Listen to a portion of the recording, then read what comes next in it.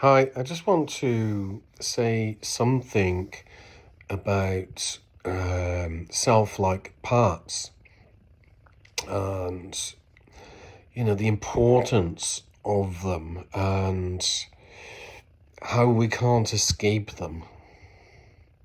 What are self-like parts? They're not self, they're self-like. So they're representative of self, a reflection of self. One way we could see this is what Jung called persona. Another way would be your identity, your everyday managing parts, managers, everyday, normal stuff. This is me, my usual me. So we need parts to speak. And the way we speak is very much attached to our everyday me, the way we formulated of how we present ourselves in the world, how we speak, how we portray ourselves. All those systems are very much bound up in each other. So when we go inside, we're not speaking. We're going inside in silence, looking inwards.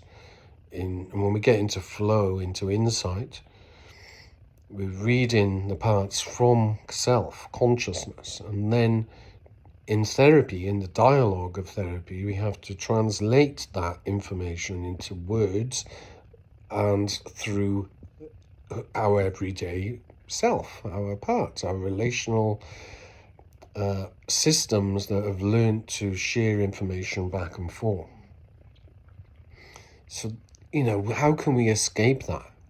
When we're in self, we're not in dialogue. We can touch into self internally, but we need to use our parts to even speak. And of course, when we speak, we have to present it in the way that we've learned how to. So as I'm speaking now, I have to use my identity parts, those system that has formed a cluster of parts that I know is me, to feel coherent in the world, and how I formulate words. But when I go inside, I can kind of depart that and go much deeper into self-energy.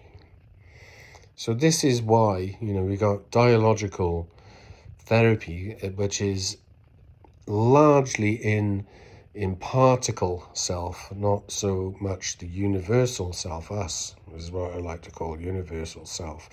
So the particle side of self is much more personal. So it's what you would call me. Me. This is me who's showing up here. Your persona, your personal self. But when you meditate alone or go inside, when we're doing the dialogical therapy of IFS, information is going back and forth. There's the descriptive parts and there's the parts that want to kind of explain stuff. And then you get those pauses where you really go inside, and then you've got the dilemma of how to put that into words. Because you're grasping more information than how you'd usually put it into words. So it slows down, and it's more like using Genlin's kind of focusing when you're leaning in into those systems and auditioning different words that fit better to that experience. So you're updating the description, and it can not always get there. The words are not enough. The words are a reduction in and of themselves. So it's not about the words, and that's kind of the words are just like a bridge. It's about the inner experience and being with that. putting it into words kind of helps that system shift and gather the perspective, and gives you different reference points to lean into your experience of self-energy.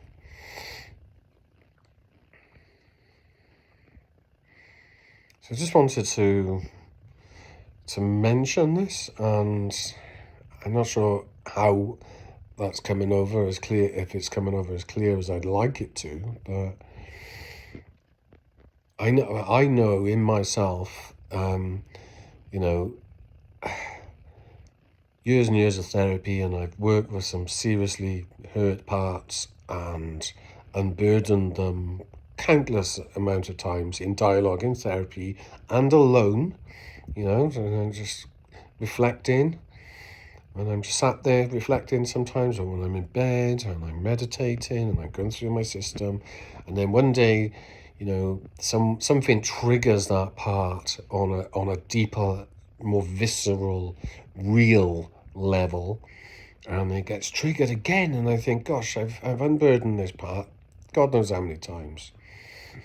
But what I've done is I've unburdened that part God knows how many times, more from the particle side of self-energy. But when it happens at that deeper level in everyday life, it gets triggered that much more deeply.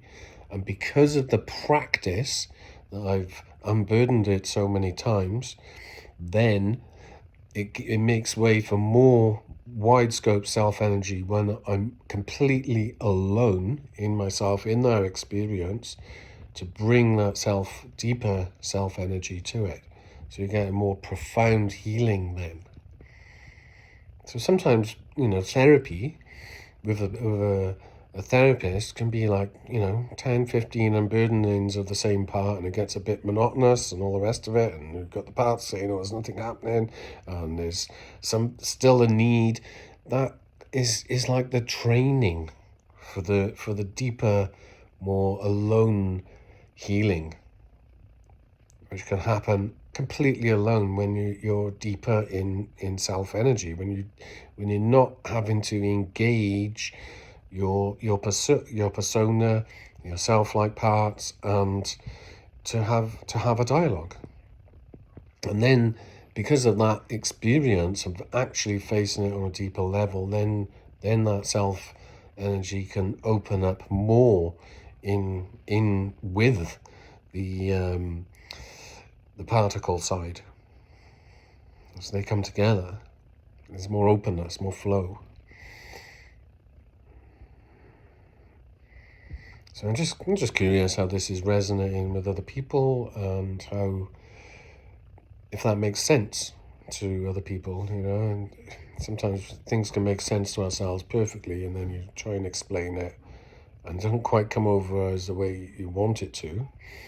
So I'm just curious, the difference on joining us. Go well.